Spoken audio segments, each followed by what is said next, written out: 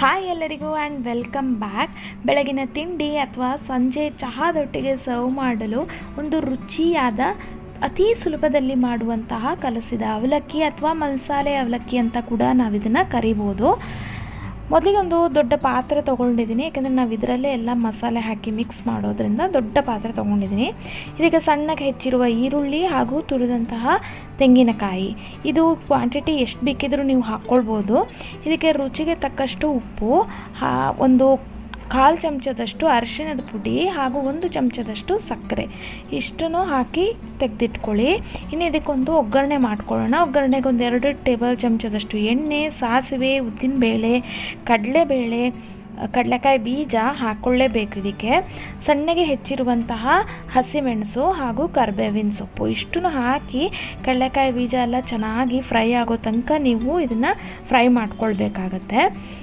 ಈಗ ಒಗ್ಗರಣೆ ರೆಡಿ ಆಗಿದೆ ನೋಡಿ, ಈ ರೀತಿ ಆಗಿರಬೇಕು. ಈ ಒಗ್ಗರಣೆನ ನಾವು ಮೊದಲೇ ಏನು ಈರುಳ್ಳಿ ತೆಂಗಿನಕಾಯಿ ಎಲ್ಲ ಹಾಕ್ಕೊಂಡಿದ್ವಲ್ಲ ಅದೇ ಬೌಲಿಗೆ ಹಾಕ್ಕೊಳ್ಬೇಕು.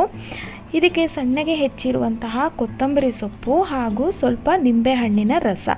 ಇನ್ನು ನನ್ನ ಹಳೆ ವಿಡಿಯೋದಲ್ಲಿ ನಾನು ಅವಲಕ್ಕಿ ವಿಧವಾದ ಅವಲಕ್ಕಿ ಒಗ್ಗರಣೆ ಮಾಡೋದು ಹೇಗೆ ಅಂತ ತೋರಿಸಿದ್ದೀನಿ. ರೆಸಿಪಿ ಲಿಂಕ್ನ ಡಿಸ್ಕ್ರಿಪ್ಷನ್ ಬಾಕ್ಸಲ್ಲಿ ಹಾಕ್ತೀನಿ. ಮಸಾಲೆಗೆ ನಾವು ಒಂದು 3 ಹಿಡಿಯಷ್ಟು ಪೇಪರ್ ಅವಲಕ್ಕಿನ ಸೇರಿಸಿ ಈ ರೀತಿ ಮಿಕ್ಸ್ ಮಾಡ್ಕೊಳ್ಬೇಕು.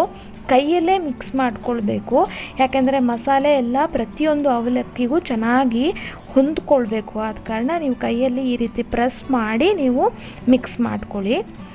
ಇನ್ನೂ ಯಾರೆಲ್ಲ ನನ್ನ ಚಾನಲ್ನ ಸಬ್ಸ್ಕ್ರೈಬ್ ಮಾಡದೆ ನೋಡ್ತಿದ್ರೆ ಸಬ್ಸ್ಕ್ರೈಬ್ ಮಾಡಿ ಹಾಗೂ ಪಕ್ಕದಲ್ಲಿರುವ ಬೆಲ್ ಐಕನ್ ಪ್ರೆಸ್ ಮಾಡಿದ್ರೆ ನಾನು ಹಾಕೋ ವಿಡಿಯೋ ನೋಟಿಫಿಕೇಷನ್ ನಿಮಗೆ ಸಿಗುತ್ತೆ. ಈಗ ರುಚಿಯಾದ ಕಲಸಿದ ಅವಲಕ್ಕಿ ಅಥವಾ ಮಸಾಲೆ ಅವಲಕ್ಕಿ ರೆಡಿಯಾಗಿದೆ. ತುಂಬಾ ಟೇಸ್ಟಿಯಾಗಿರುತ್ತೆ. ನೀವು ಕೂಡ ಈ ರೆಸಿಪಿನ ಟ್ರೈ ಮಾಡಿ. ಮುಂದಿನ ಇಂಟ್ರೆಸ್ಟಿಂಗ್ ರೆಸಿಪಿಯೊಂದಿಗೆ ನಾನು ನಿಮಗೆ ನೆಕ್ಸ್ಟ್ ವಿಡಿಯೋದಲ್ಲಿ ಸಿಗ್ತೀನಿ. Stay tune, stay connected. Thank you for watching.